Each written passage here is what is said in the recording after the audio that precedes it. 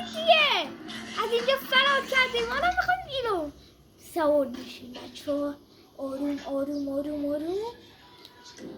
این درش باز میشه. این درش باز میشه. خب این درش باز میشه. همینجور بازه. بازه بریم بچه ها. وای چقدر بزرگه. وادا نمیره بالا. این دکمه رو نگه دار میره بالا. کدوم؟ این دکمه نمیره. یک دیگه نمیره. داره میره بالا. یه ذره حس نکردی؟ نه حس نکردی؟ خواهی خوب چطوری حس نکردی؟ نمیره. اینو نگه دار. رفت؟ بله.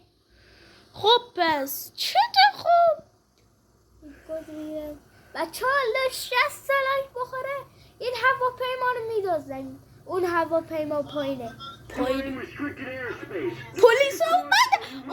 پلیس اومدن. خب ببینید بچه ها از روی اینجا بریم بهمون میسیم میزنن. خواهم بیام پایین. رد شو نمیخواد بیر پایین. میمیری یا یا هواپیما میدازن. نه میمیری. اینقدر ارتش میرزن تو سرت دیگه اصلا نمیتونی. نمیتونم. ببینید بچه ها نمیاد پایین دیگه.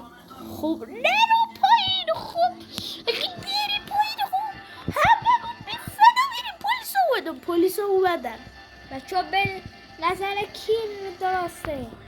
همه اصلا شبیه داشاقه. نه مگه نه داشاق.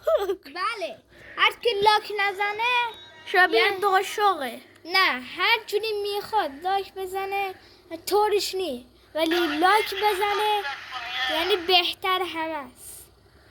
نه من بذار بگم. خداحافظ. آخه به پرتوب چیزی نمیشه. بذار یه هدف بگم. هر کی ویدیو رو لایک کنه بهش یخ بستنی میدم. هر کی ویدیو رو لایک نکنه میندازمش تو زندان. بعدش هم اعدامش میکنم. بچه ها دروغ میگه. میدونم فقط. بچه ها خداحافظ.